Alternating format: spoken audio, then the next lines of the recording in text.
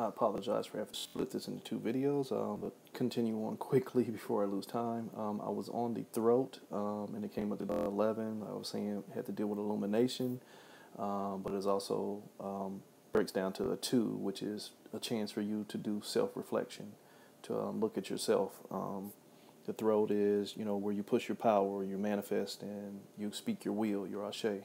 So from the higher perspective, it was a 6. 6 seems to be a big theme around here. It's make sure that you're using a proper foundation for what you're speaking into existence. And the lower perspective is basically a manipulator's energy. It's a 5. And it's also tied into, with that color, it's almost an indigo blue. So that's your third eye type color. It's just basically saying the lower perspective, or the ego, wants to manipulate everything and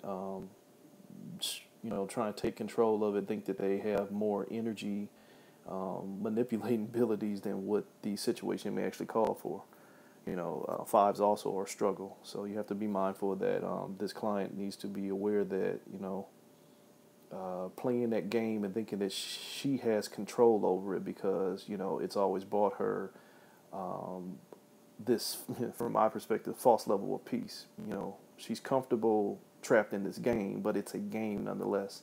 And we have to get out of that sense of thinking that love has to be tied into all these games. We don't have to go through things with people in order to feel love within ourselves. We just been kind of like trained into that way of thinking that love has a struggle energy attached to it. And that's not to say that you just cut and run at the sign of struggle, but you have to understand when you're receiving more struggle than foundation. And that's what that one is saying. So getting into the third eye, which is where your perception and your perspectives help you develop your discernment, which becomes your reality. So in other words, it's the TV tube. This is what you're seeing. And it's a 4. And it's, 4s are balance. It's being aware of everything that's around you in the sense of your, the elements, the 4 corners.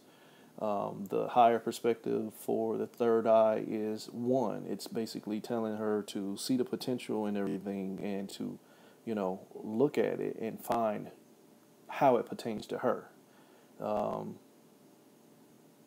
That can be confusing in a sense, especially when you tie it to what the lower ego self is basically saying is, I'm being shown what I'm communicating. This is a trick of law of attraction. That 3 again is, communications and balance. So if you will take in the picture that you're being shown and take it as in, okay, this is, I'm getting what I deserve, or I'm getting what I asked for, or this is all that there is for me, then you kind of fall prey for it. You fall prey to it, I mean to say. And so if she is going into lower than of, this is the love that she's bought into, and so this is what she has to work on, kudos to you if you want to put in work on your situation, but sometimes you need to understand when you are what's holding you in your situation and not your situation is holding you. So going into the crown, I'm not going to harp on that. I think she will understand that. Going into the crown, which is, where your higher perspectives come in. This is where your messages come in from ancestors and deities and energies and all that other stuff. This is your higher level of thinking.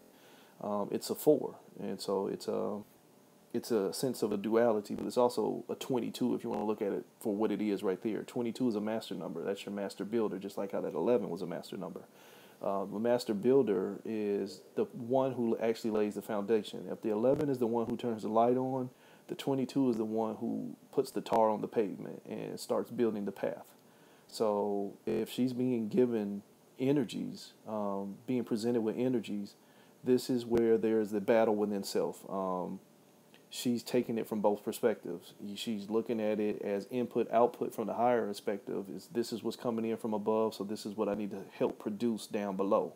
But if the ego self is saying, this is what I put out, and this is what the universe is giving me. You understand what I'm saying? The higher perspective was saying, this is what the universe is offering me, and this is what I need to make of it. The lower perspective was saying, this is what I'm putting out to the universe, and now this is what the universe is giving me in return. One is a submission, and the other one, is more or less I'm going to be the central key as in, what I manifest. This is the manifesting, and this is the recipient submissive. Oh, I can only deal with what you're giving me.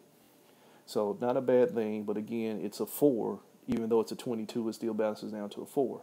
You have to be aware of what's going on around you. You have to make sure that you're boxed in in your own thinking. In other words, shielded. And I don't mean boxed in and saying a sense of limited, but you have to be boxed in and shielded and aware of what you're dealing with energetically before you can start making movements. And I hope that didn't confuse too many of y'all, but once again, I just wanted to do a little quick Dom reading. You can use almost anything for divination, and you have to develop your own format. Some things will work out, some won't. Just don't never give up, and peace and wholeness.